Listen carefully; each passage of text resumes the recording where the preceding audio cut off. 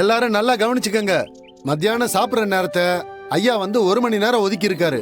மத்தியானம் 1 மணில இருந்து 2 மணி வரைக்கும் ஒதுக்கி இருக்காரு. நீங்க வீட்டுக்கு போய் சாப்பிடறதுனால சாப்பிட்டுக்கலாம், இல்ல சாப்பாடை கொண்டு வந்துட்டு 1/2 மணி நேரம் சாப்பிட்டு 1/2 மணி நேரம் இங்க ஓய்வு எடுக்கிறதுனால எடுத்துக்கலாம். சரிங்களா? அப்படிங்களாங்க ஐயா? என் வீடு பக்கத்துல தான் இருக்கு. இனி நான் வீட்டுக்கே போய் சாப்பிட்டுட்டு வந்துருவேன் ஐயா. அக்கா, காலையிலே சாப்பாடு கட்டி கொடுக்கறதுனால சூடு ஆறி போயிருது. மதியம் வீட்டுக்கு போனா சூடா சாப்பிட்டு வந்துடலாம்ல? மேனேஜர் சார், அது என்ன திடீர்னு சாப்பாட்டுக்கெல்லாம் டைம் ஒதுக்கி இருக்காங்க? எல்லாம் நம்ம தனம் பொண்ணாலதான். அந்த பொண்ணு மாசமா இருக்குல்ல, அதனால அந்த பொண்ணு வெயில்ல கதிருக்கு சாப்பாடு எடுத்துட்டு வந்து கொடுத்ததை பார்த்து ஐயா கஷ்டப்பட்டுட்டு எல்லாரும் வீட்டுல போய் 1 மணி நேரம் சாப்பிட்டு வந்துருங்கன்னு சொல்லியிருக்காரு. ஏ கதிரு, உன்னால எங்களுக்கு நல்லது நடந்திருக்கு. தனா, இதுக்கு நீங்க 2 பேர் தான் காரணம்.